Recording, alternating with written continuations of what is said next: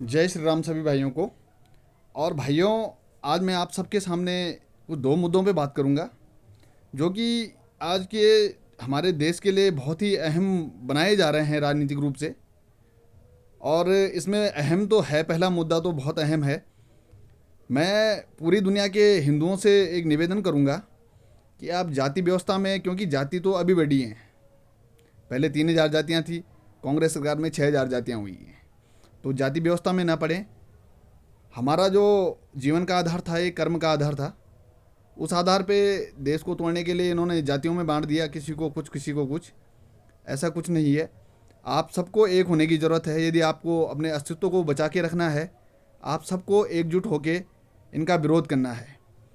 यदि जिंदगी का क्या है, मृत्यु तो जीवन और मृत्यु तो एक संसार का एक सत्य है। मृत्यु आनी है। यदि आप अपने धर्म के लिए, संस्कृति के लिए कुछ करके जाओगे तो समाज भी आपको आगे याद रखेगा। और ऐसे ही कायरों की तरह तलवार की नोक पे, जैसे पहले के कुछ जो आज यहाँ पे अपने आप को बड़े बनते हैं, उन्होंने तलवार की नोक पे धर्म बदला था अपना, और आज यहीं खा रहे हैं और यहीं यहीं के खिलाफ बात करते हैं। तो इस मुद्दे पे मैं ज़्यादा बात नहीं करूँगा। पहला तो हमारे जो पड़ोसी देश है बांग्लादेश, यहाँ पे हमारे हिंदू भाइयों पे बहुत अत्याचार हो रहा है। वहाँ पे ना तो किसी की जाति पूछी जा रही है, ना किसी का कौन से वर्ग से आता है, ओबीसी है, ब्राह्मण है, ठाकुर है, कुछ नहीं। वहाँ पे हिंदू के नाम पे कत्ले आम चल रहा है पूरी दुनिया। और हमारे देश का दोगला जो बॉलीवुड है, जहाँ पे सिर्फ एक नग्नता को पेश किया जाता है समाज के सामने, और हमारे नैतिक मूल्यों का हनन किया जाता है, सब चुप है इस पे। क्योंकि ये इनका जो है, इनसे खून का रिश्ता है, तो ये इनके खिलाफ बोलेंगे ही नहीं। हमारे देश की राजनीतिक पार्टी है, विरोधी पार्टी है, 70 साल उन्होंने देश बर्बाद किया। अब उनकी चल नहीं रही है, तो वो कहीं ना कहीं से सरकार का जो रेपुटेशन है, कहीं रेल की पटरियों पे इनके लोग पत्थर बिछा रहे हैं कि सरकार का नाम खराब हो।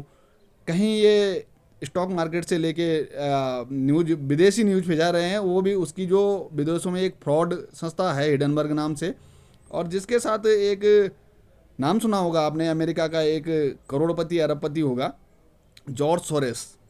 उसको सुनने में आया था, पता नहीं वो कंफर्म तो नहीं है मेरे को, कि किसी ऑस्ट्रेलिया ने उसको एक इंटरनेशनल टेररिस्ट घोषित कर लिया था। अब ये न्यूज़ कहाँ तक सच है इसका मेरे को अंदाज़ा नहीं है, मगर उसने अपने एप्पल में 50% स्टेक भी बेच दिया है। उसने रखा है मुद्दा, हिडनबर्ग की रिपोर्ट आए, इंडियन मार्केट नीचे जाए और वहाँ पे वो पैसा इन्वेस्ट करे, और फिर हमारा पैसा यहाँ से लूट के ले जाए। अमेरिका का आज तक रिकॉर्ड रहा है, उसने हर प्रगतिशील देश के आर्थिक को जो भी प्रगतिशील देश हैं दुनिया में, लेबनान था, सीरिया था, श्रीलंका था, इनको आर्थिक और राजनीतिक रूप से अस्थिर किया, फिर अपनी मुद्रा को बढ़ाया। और जो निकम्मे लोग होते हैं, उनका दूसरे का खाने की आदत होती है, वही अमेरिका की आदत है। और अभी तो स्थिति बिल्कुल ख़राब है अमेरिका की, क्योंकि वहाँ पे जो राष्ट्रपति है जो बाइडेन, वो एकदम निकम्मा इंसान है, हर जगह फेल है। रशिया और ईरान से इनकी चली नहीं। आज इसके कारण नाटो में फूट है, ब्रिटेन में दंगे हैं। तो आपको भी यहाँ से कुछ सीखना चाहिए, विरोध करने की। अपने अस्तित्व को बचाना है तो विरोध करना पड़ेगा गलत का।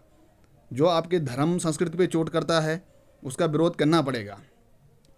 दूसरा मुद्दा है हमारे स्टॉक मार्केट को सॉल्ट सेल के रूप में जो हिडनबर्ग है, उसमें प्रेशर कर रहा है, रिपोर्टें भेज रहा है। पहले 1 साल पहले उन्होंने अडानी के शेयरों को सॉल्ट सेल किया था, न्यूज़ फैलाई थी, तो शेयर काफ़ी टूट गए थे, जिससे काफ़ी नुकसान हुआ।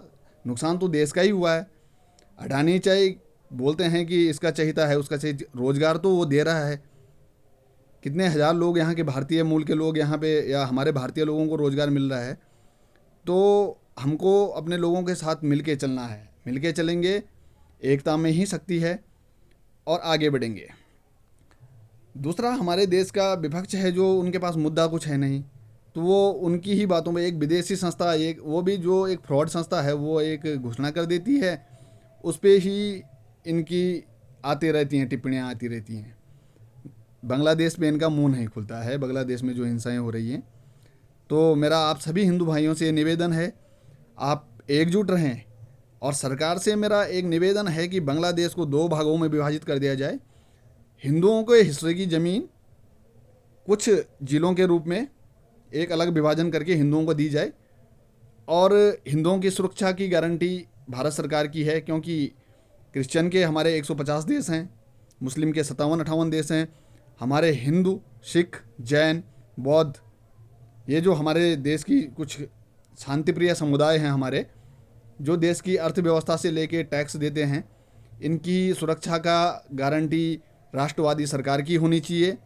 इसी आशा के साथ जय हिंद, जय भारत।